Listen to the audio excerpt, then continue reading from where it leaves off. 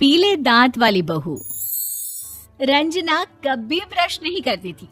उसे कितनी बार उसके माँ बाप ने डांटा, लेकिन उसका कोई असर उस पर होता ही नहीं था, जिस कारण से उसके दांत पीले पीले हो जाते हैं। शादी के बाद अरे बहू, वैसे तो तुझ में कोई कमी नहीं है, पर तेरे दांत इतने पीले कैसे हैं बेटा? कैसे मतलब? कोई सर्जरी थोड़ी ना कराइए। वो तो क्या नाम, मैं ब्रश नहीं करती थी तो पीले हो गए। अब क्या करूं? आप कहे तो लाल करवा लूं या फिर काले? यार ये क्या है, क्यों माँ से लड़ रही हो? लड़ रही हूँ? अरे मैं लड़ रही हूँ या ये बोल रही है कि दांत पीले हैं, पीले। अरे तपस्या थोड़ी ना की है इन्हें पीले करने के लिए। बकायदा ब्रश नहीं किया है 20 साल तक, तब जाकर। छी, कैसी बात कर रही हो? ये उस वक्त तो पीले नहीं थे जब हम लोग तुम्हें देखने आए थे। अरे तब साफ करवा लिया होगा डेंटिस्ट के पास जाकर। अब देखो कैसे पीले पीले लग रहे हैं। रंजना सास की तरफ गुस्से से देखती है। फिर शुरू हो गई पीले पीले पीले। अरे पीले तो तब भी थे जब मेरे हाथ का रसगुल्ला उड़ा उड़ा कर खा रही थी और बोल रही थी, लड़की नहीं गुणों का खजाना दे रहे भाई साहब आप।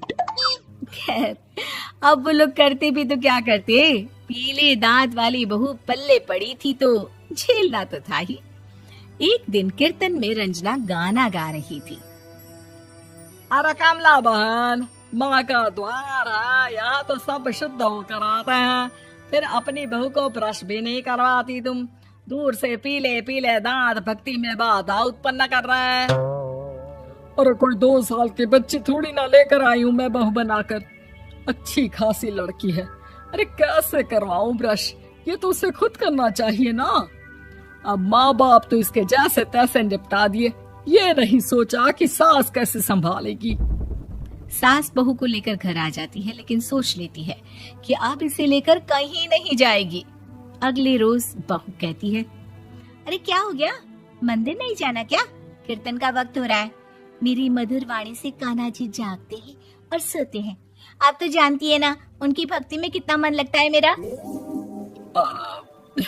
वो क्या है ना, तबीयत ठीक नहीं लग रही है मेरी, आराम करूंगी मैं। तबीयत ठीक नहीं लग रही? अभी तो मिथुन के गाने पर नाच रही थी आप, और अब बोल रही है कि तबीयत ठीक नहीं लग रही। अरे भक्ति में मन लगा लो सासू माँ, ऊपर जाना है, क्या मुंह दिखाओगी आप? हाँ? सास को बहू की बात पर गुस्सा आ जाता है। मैं क्या मुंह दिखाऊंगी, इसकी चिंता तो ना कर, समझी? अपने मुंह की चिंता कर, जो ये पीले पीले दांत लेकर हर जगह पहुंच जाती है। पता है लोग कितना मजाक बनाते हैं। ना जी ना, मैं नहीं जाना कहीं तेरे साथ। तो ये बात है। कोई ना, मत जाओ, मैं अपने कमरे में ही बैठकर भक्ति कर लूंगी। ऊपर वाला दांत थोड़ी ना देखता है, मन देखता है, भावना देखता है। और अरे बस बस, तू सब कुछ दिखा, बस ये सफेद चमकदार दांत ना दिखाना किसी को, है? जा यहाँ से। बहू को सास की बात का कोई फर्क नहीं पड़ता, वो तो जैसी थी वैसी ही रह जाती है। सुबह नहाकर किचन में खाना बनाना, फिर खाना खाना, कीर्तन भजन करना और सो जाना। एक दिन, माँ जी मैं सहेली के घर जा रही हूँ, शाम को लेट आऊंगी। हाँ हाँ तो जाना, मैंने कौन सा तेरी आरती करनी है घर पर बैठकर। रंजना सहेली के घर जाती है, जहाँ वो पार्टी में जाने की तैयारी कर रही होती है। अरे शिखा, कहाँ जाने की तैयारी कर रही है? मैं गलत वक्त पर आ गई क्या? अरे नहीं यार, उल्टा सही वक्त पर आ गया।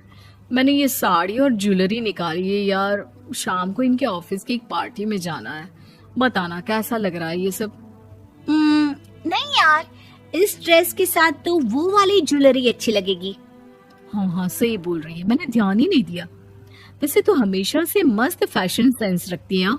तो बड़ा जाती होगी ना पति के साथ पार्टी में। रंजना कुछ नहीं बोलती, बस सोचती है कि यार काश ये बात सही हो जाती, पर मैं क्यों नहीं जाती पार्टी में? क्या इन लोगों की कोई पार्टी होती नहीं होगी? रंजना घर आती है और रात में पति से सवाल करती है, एक बात बताइए, आप मुझे किसी पार्टी में क्यों नहीं ले जाते? क्या आपकी यहाँ ऑफिस में पार्टी नहीं होती? पति बेचारा क्या कहता कि दांत पीले हैं तुम्हारे इसलिए। अरे कोई पार्टी होती नहीं हम लोगों के ऑफिस में, तो कहाँ से लेकर जाऊं? और मार्केट, मॉल, कहीं वीकेंड घूमना, कहीं तो। अरे यार, सारे हफ्ते में एक छुट्टी मिलती है, तो सोचता हूँ कि आराम ही कर लूं। क्यों? रंजना मन मार के रह जाती है। पहले कभी सास के साथ मंदिर जाया करती थी, लेकिन वो भी सास ने ले जाना बंद कर दिया। घर बैठी बैठी रंजना बोर हो जाती है। तभी उसे आइडिया आता है और वो मायके जाने का सोचती है। सासू माँ, 2 दिनों के लिए मम्मी के घर जा रही हूँ। अच्छा अच्छा ठीक है, आराम से जा। और हाँ, माँ से कुछ अच्छी आदत सीख कर आना कि कैसे शरीर के हर भाग की तरह दांतों की सफाई भी जरूरी होती है, समझी? शुरू हो गई ना आप। वो लोग आपकी तरह नहीं है कि छोटी छोटी बात का बतंगड़ बना दे। उन लोगों के लिए मैं मायने रखती हूँ, ना कि मेरे पीले पीले दांत। रंजना माँ को बिना बताए उन लोगों को सरप्राइज देती है, लेकिन जैसे ही वो दरवाजे पर पहुंचती है, अंदर देखती है कि घर वाले कहीं जा रहे होते हैं।